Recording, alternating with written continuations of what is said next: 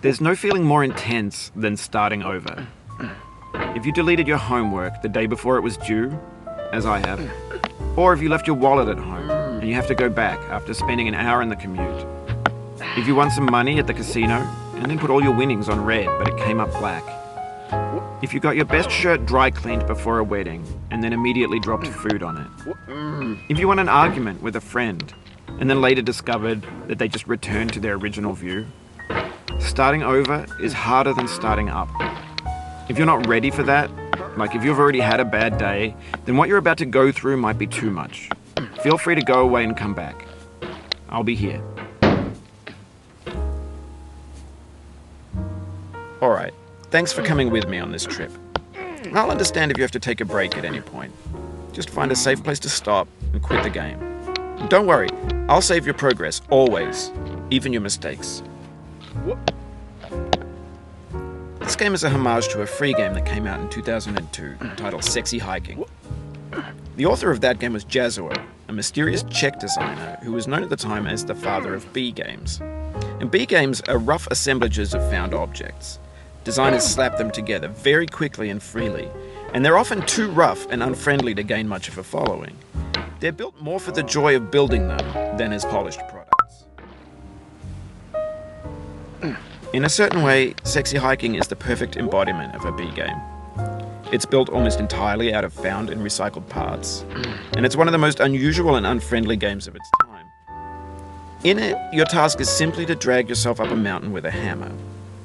And that act of climbing, in the digital world or in real life, has certain essential properties that give the game its flavor. No amount of forward progress is guaranteed.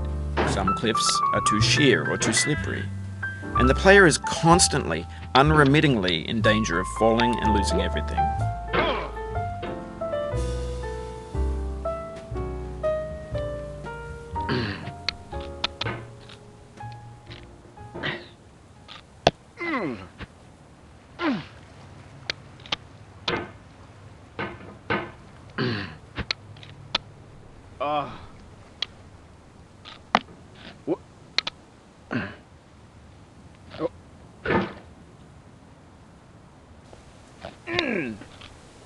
Anyway, when you start Sexy Hiking, you're standing next to this dead tree that blocks the way to the entire rest of the game.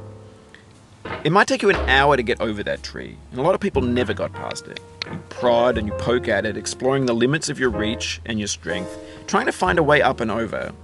And there's a sense of truth in that lack of compromise. Most obstacles in video game worlds are fake. You can be completely confident in your ability to get through them once you have the correct method or the correct equipment or just by spending enough time. In that sense, every pixelated obstacle in Sexy Hiking is real.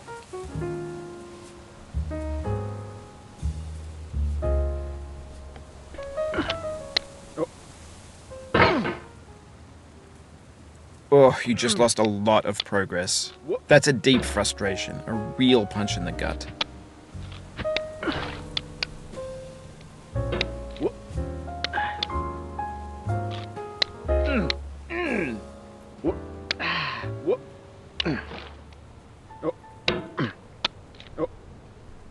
Oof, sorry about that.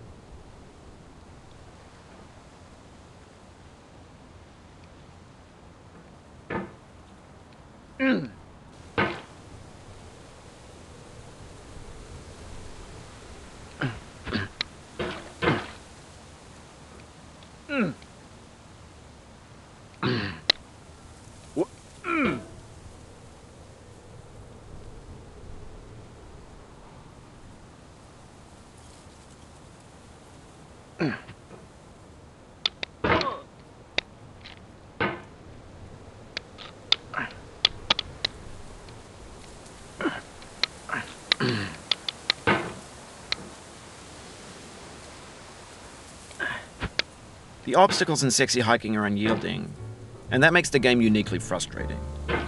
But I'm not sure Jazuo intended to make a frustrating game.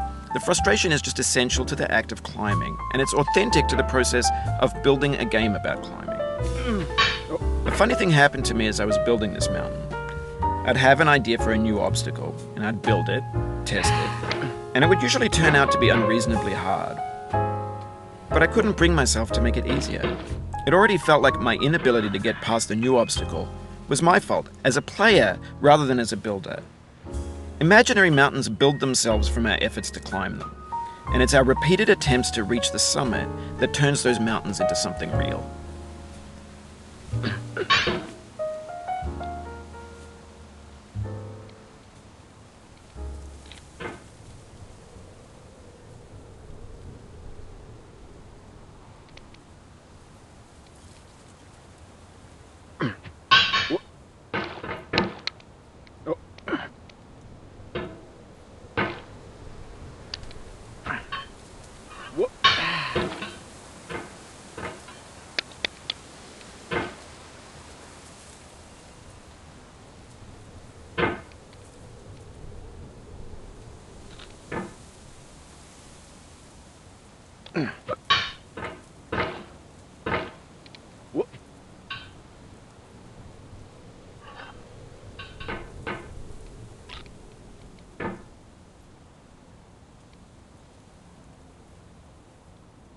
When you're building a video game world, you're building with ideas.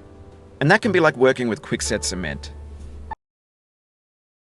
You mold your ideas into a certain shape that can be played with, and in the process of playing with them, they begin to harden and set until they're immutable, like rock. And at that point, you can't change the world, not without breaking it into pieces and starting fresh with new ideas.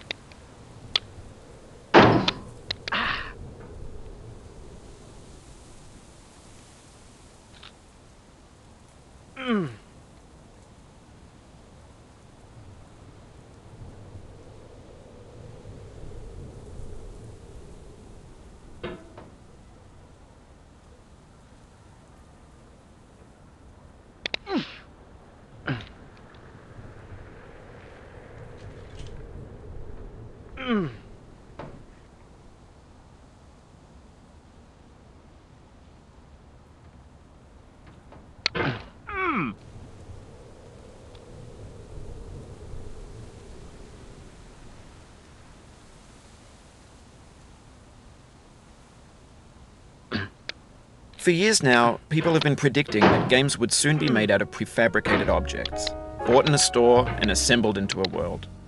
And for the most part, that hasn't happened, because the objects in the stores are trash. I don't mean they look bad or that they're badly made, although a lot of them are. I mean they're trash in the way that food becomes trash as soon as you put it in the sink. Things are made to be consumed and used in a certain context, and once the moment is gone, they transform into garbage. In the context of technology, those moments pass by in seconds.